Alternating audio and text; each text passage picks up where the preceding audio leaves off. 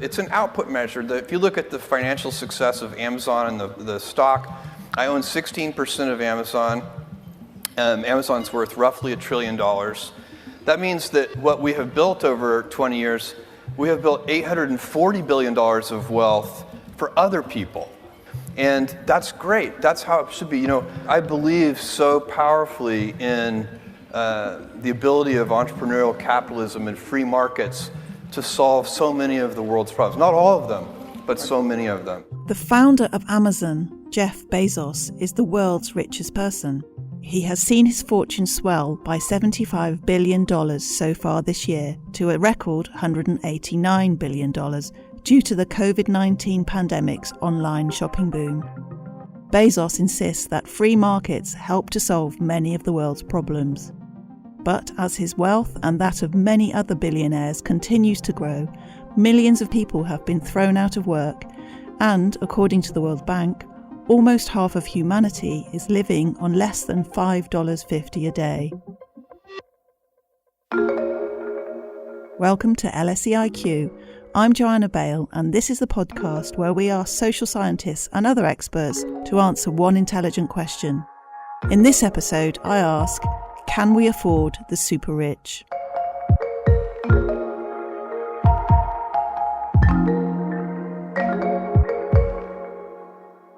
As COVID-19 strikes the world, millionaires like us have a critical role to play in healing our world. No, we're not the ones caring for the sick in intensive care wards. We're not driving the ambulances that will bring the ill to hospitals. We're not restocking grocery store shelves or delivering food door to door. But we do have money, lots of it. Money that is desperately needed now and will continue to be needed in the years ahead as our world recovers from this crisis. Those are the words of a group of 83 of the world's richest people who have signed an open letter calling on governments to permanently increase taxes on them and other members of the wealthy elite to help pay for the economic recovery from the COVID-19 crisis. They include Ben & Jerry's ice cream co-founder Jerry Greenfield, Disney heir Abigail Disney, British screenwriter and director Richard Curtis, and the Irish venture capitalist John O'Farrell. They and other organisations like Oxfam insist that many governments are fuelling inequality by massively undertaxing corporations and wealthy individuals, leaving less money for vital public services like healthcare and education. And these policies hit the poor the hardest. But some politicians, particularly those on the right, believe that low taxes are the best way to boost economies and improve people's lives. If you run all the budgets in a race called the high taxation stakes, I am glad to say that conservative budgets don't come in any of the first four places. By lowering everyone's tax rates all the way up the income scale, each of us will have a greater incentive to climb higher, to excel, to help America grow. We're working to give the American people a giant tax cut. It will be the biggest cut in the history of our country. Paul Krugman is a Nobel Prize-winning economist and a New York Times columnist. He's also the Distinguished Professor of Economics at the City University of New York and a former LSE academic. I spoke to him in February, just before the start of the pandemic. So, Paul, in your new book, Arguing with Zombies, you talk about the zombie ideas or myths that dominate the debate about some of the great political issues of our time. And you devote one section to the zombie idea on taxing the rich and say it's the most persistent of all.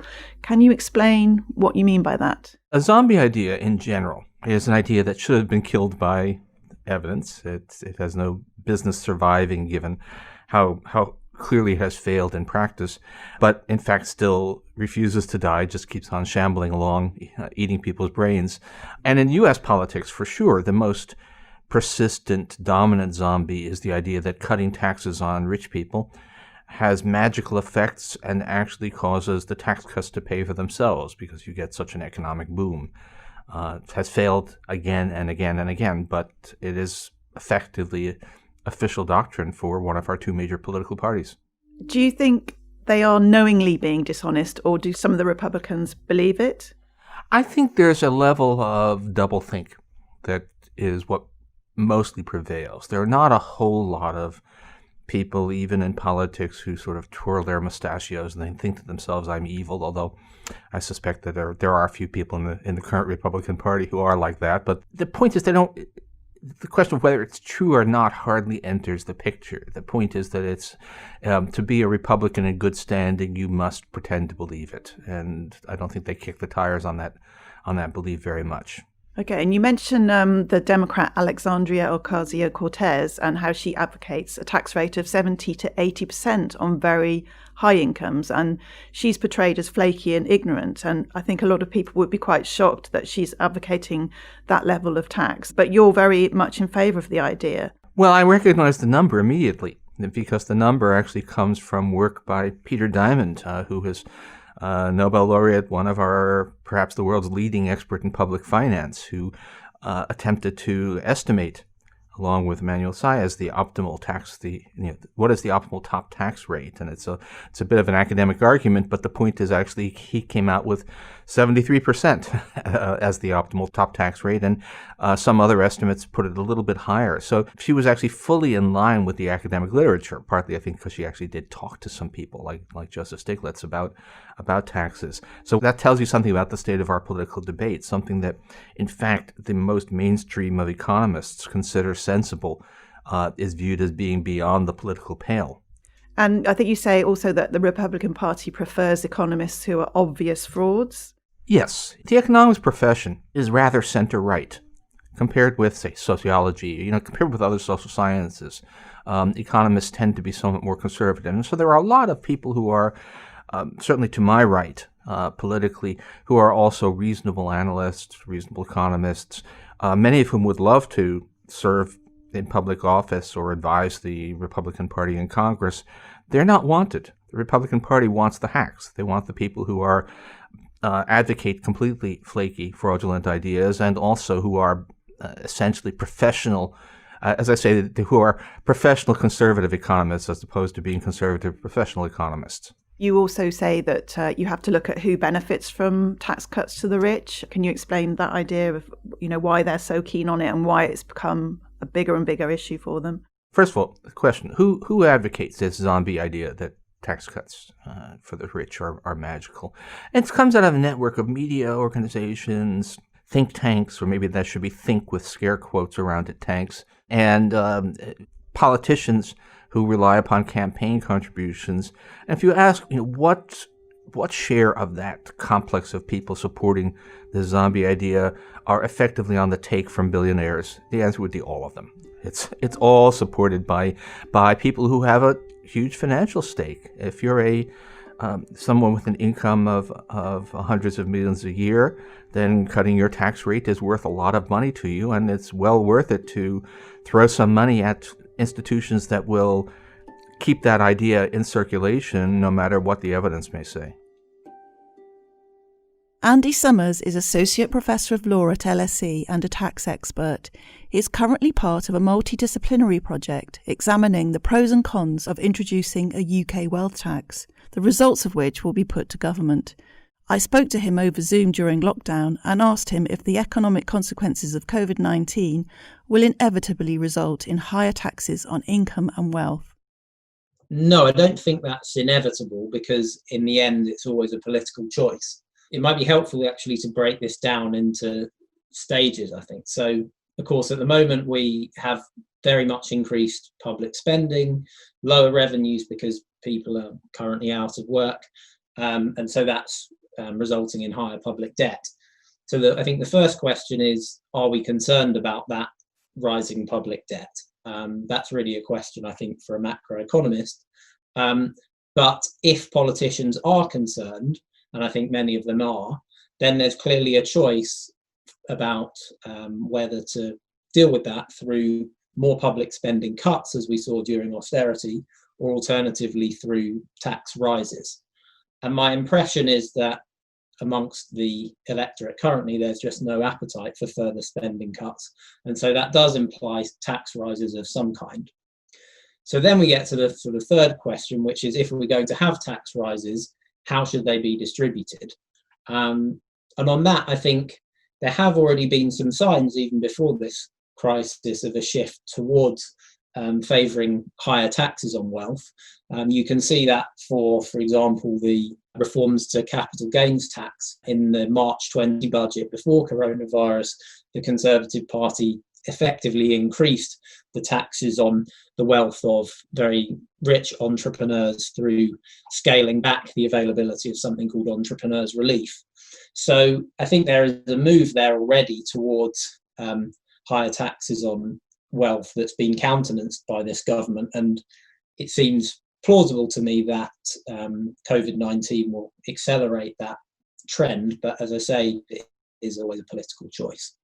But strategies for tax reform frequently rub up against claims that the rich would leave the country, invest less, be less entrepreneurial, and wealth would be moved offshore. Is this really the case? I think on the one hand, it's clearly true that the rich are highly responsive to the tax system. We've lots of evidence on that overall. But there we need to be really careful, I think, to distinguish between two quite different types of response. So what people tend to think about are some of the things that you listed, like changes in investment or migration. Those are what we might call real responses. So people actually doing things differently in the real world as a result of the tax. But a lot of the responses that the rich are able to engage in are what we might instead call artificial responses, or essentially exercises in paper pushing, where you're able to recharacterize exactly the same activity in a different way, account for it differently, and therefore get advantageous tax treatment. And those sorts of artificial responses, I think, are often mainly what's going on when tax changes on the rich are imposed. So I think it's really important as tax policy makers not to conflate these two. It can be true that the rich are very responsive to taxes, but not necessarily the case that that's because they are very ready to leave the country or to invest less, but rather because often they have very good accountants that enable them to, for example, convert income into capital gains, or otherwise recharacterize forms of remuneration to pay less tax. And I think those are the types of response that we need to be paying much closer attention to in designing tax policy. Some of the highest tax rates in the UK and the US came in the years after the Second World War, which of course followed the Great Depression of the 1930s. It was only in the 1980s, with the advent of Ronald Reagan and Margaret Thatcher, that major tax cuts for the rich were introduced. I asked Paul Krugman what effect the post-war tax regime had in the US. Only a few people paid them, but they were very high. In fact, during the Eisenhower years, the top tax rate was as high as 91%. Now, even I don't advocate that. I think that was probably a little bit overshooting. But the fact of the matter was the tax rates were really, really high. We think that the average effective tax rate on the top 0.01% was something like 70%. It's half that now. And, the economy, that was the best generation of economic growth that the United States has ever experienced. Broadly based incomes for just about everybody doubled over the course of a generation. So we've seen it. We've seen the past, and it worked. And the past was one in which rich people paid much higher taxes than they do now. And also more recently, you say Clinton and Obama raised taxes, but the economy didn't suffer. That's right.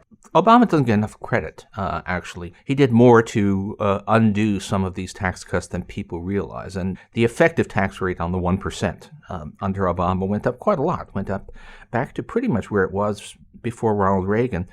And the economy did fine. And of course, Clinton raised taxes in 1993, and there were widespread predictions of economic disaster. And the Clinton economy was the strongest economic growth that we've had since that great post-war generation.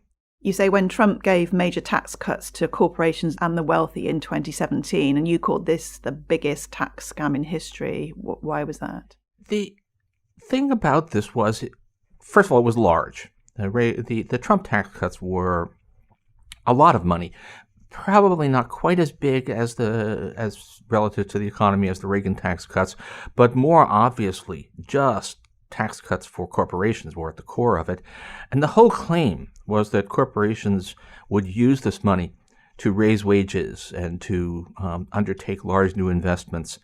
And none of that happened. The areas that were targeted by the tax cuts happen to be precisely the weak spots in the economy. Business investment has been falling. All of that money was used to buy back stock, not to actually invest in plant. And of course, wages, workers saw none of it. So this was a huge fraud with a bunch of smaller frauds embedded in it, by the way. There just turned out to have been a lot of new opportunities for tax cheating opened by that law. Andy Summers says his latest research on the role of capital gains has shown that the UK has more in common with the US than Europe in terms of the share of wealth that currently goes to the top 1%.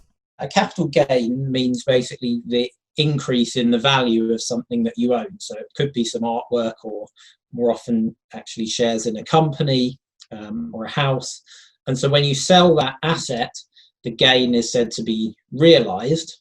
So basically what that means is a realised capital gain is kind of the profit that you cash in when you sell something for more than you paid for it. And the work that I'm doing currently is looking in some detail at those capital gains because they're currently not captured in our picture of UK inequality through official statistics. So our income statistics currently only count as income receipts that are taxed under the income tax. But because capital gains tax is a separate tax, capital gains end up going missing from those statistics. And that's particularly important for our picture of inequality in the UK, because it turns out that it's actually those at the very top of the income and wealth distribution who have the most capital gains. So by ignoring these in our statistics, we're actually getting a slightly misleading picture of the total resources that these individuals actually have. So what we've done using access to tax records through HMRC, the tax authority, we've been able to look at these capital gains directly and essentially add them in to the incomes of the very rich and to everyone else, and to see what that does to our picture of, firstly, who is at the top. So is it the same individuals that look like they're at the very top of our economy when we include capital gains, and also to see how that changes the picture of what we call the top 1% share, so the share of all resources that goes to the 1% richest in society, and how that's changed over time. And the big findings that we get from this is that actually the top 1% share is much higher when you include capital gains. It goes up from around about 13 or 14% of the total when you're looking at income only, up to around 16%. So that actually brings the UK closer into line with the experience in the US compared with continental Europe. But also potentially more importantly, it also shows that that top 1% share has been rising over time during the 2010s. So the top 1% of UK adults, that's around 500,000 people, receive 13 to 14% of all income. That's slightly more than in France or Germany, where the top 1% receive around 11 to 12% of all income, but substantially less than in the US, where the top 1% share is 20%. However, when we include taxable capital gains, the UK's top 1% share measures much higher, at around 16 to 17%, making top-end UK inequality look more similar to the US than to continental Europe.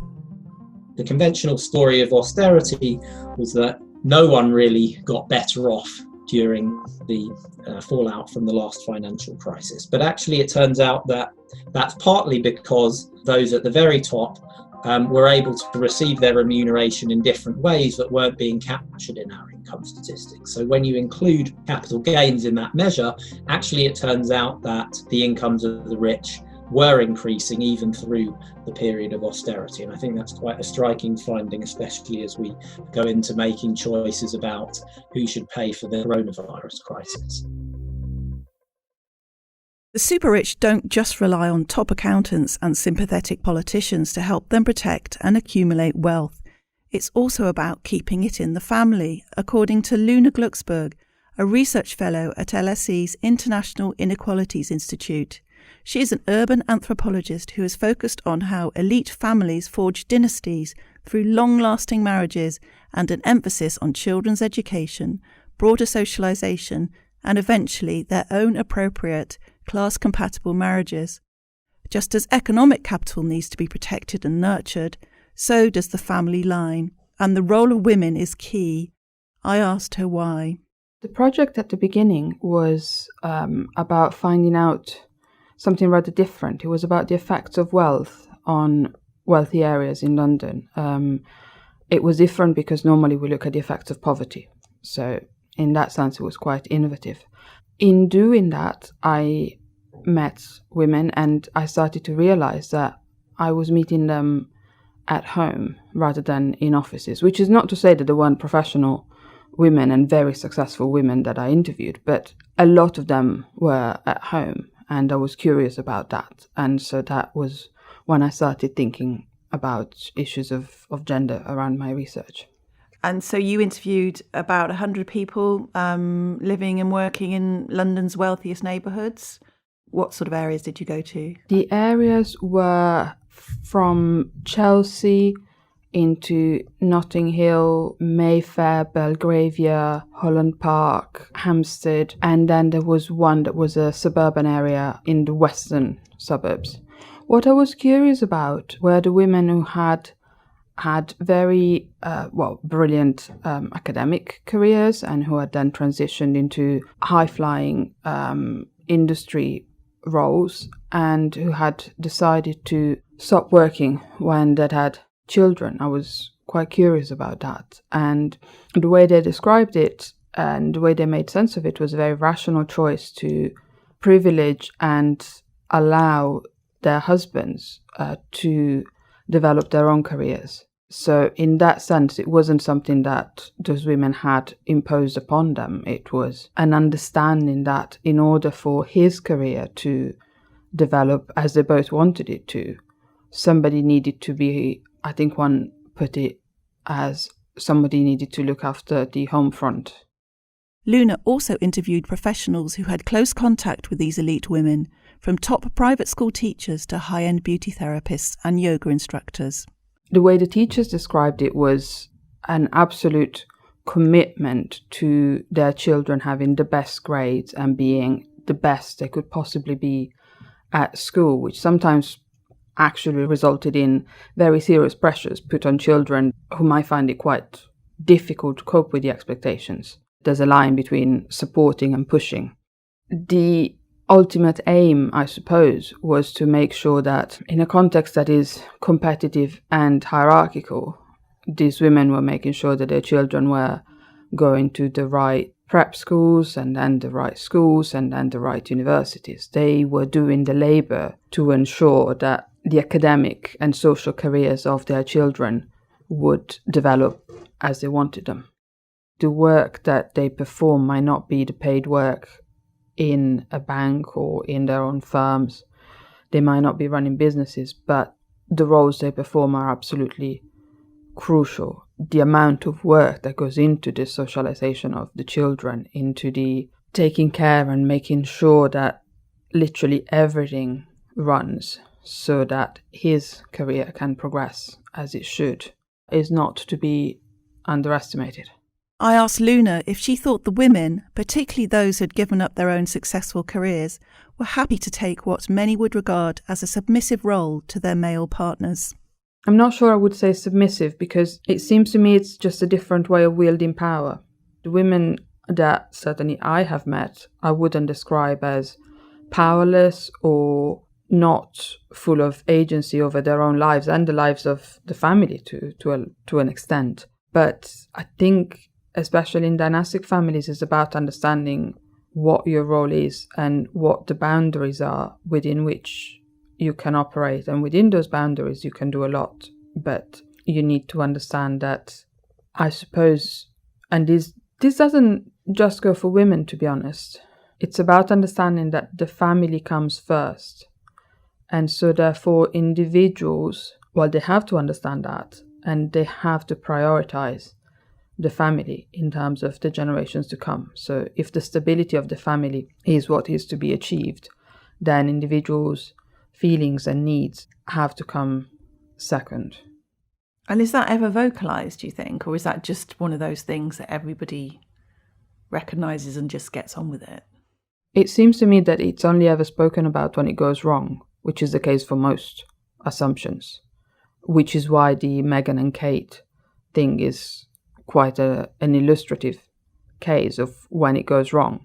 Luna is referring here, of course, to Meghan Markle and Kate Middleton, who both married into one of the world's most high-profile super-rich dynasties, the British royal family. While Kate appears to have flourished in her role, Meghan has clearly had a more troubled time. Earlier this year, she and Prince Harry announced their intention to step back as senior members of the royal family and move to North America.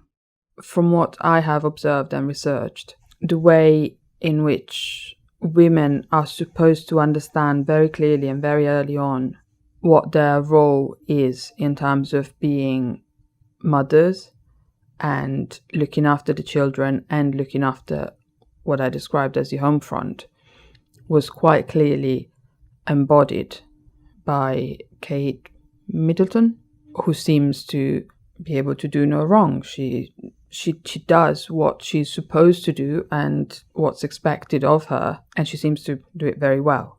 It seems to me that a woman who has been a professional actress, who has had a career, who was brought up probably in a very different environment, might find it very difficult to fit into a scheme which is, from most of us, would look very restrictive and confining in terms of what you can do or be as a person, let alone as a woman. Which is not to say that the racism she encountered at the hands of the press is undeniable. So dynasties are a way of protecting wealth and, of course, power.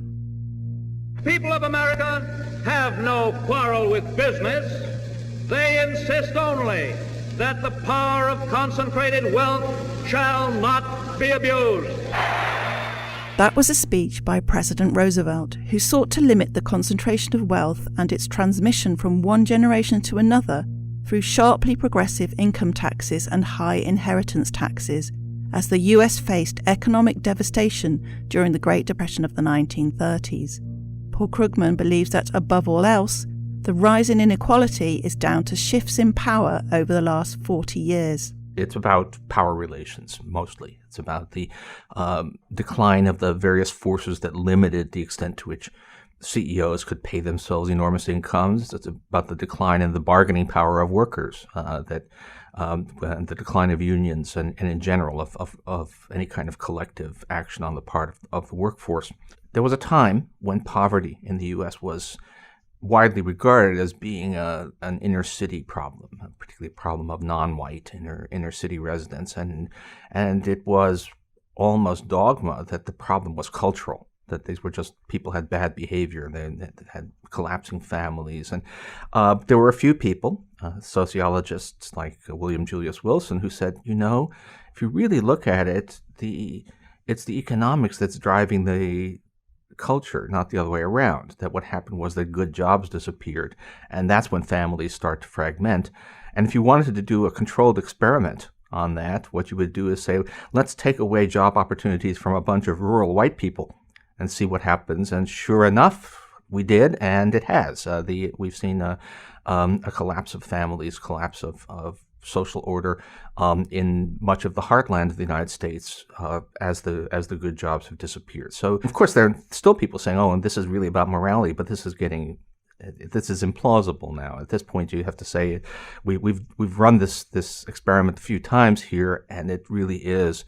It's the economy, stupid. It's the economy that's driving these things, and the cultural things that you see, distressing as they are. Deaths of despair from opioids and all of that are following on from the economics. I think you said Roosevelt talked about taxing the wealthy and how you shouldn't let people get too wealthy, but now that seems to be very much not an accepted idea. Well, we had a long period of conservative dominance in U.S. politics, which was actually based upon the ability of plutocrats to exploit other issues. And in the United States, above all, it's race. I mean, the rightward turn in America was a obvious and direct consequence of the passage of the Civil Rights Act.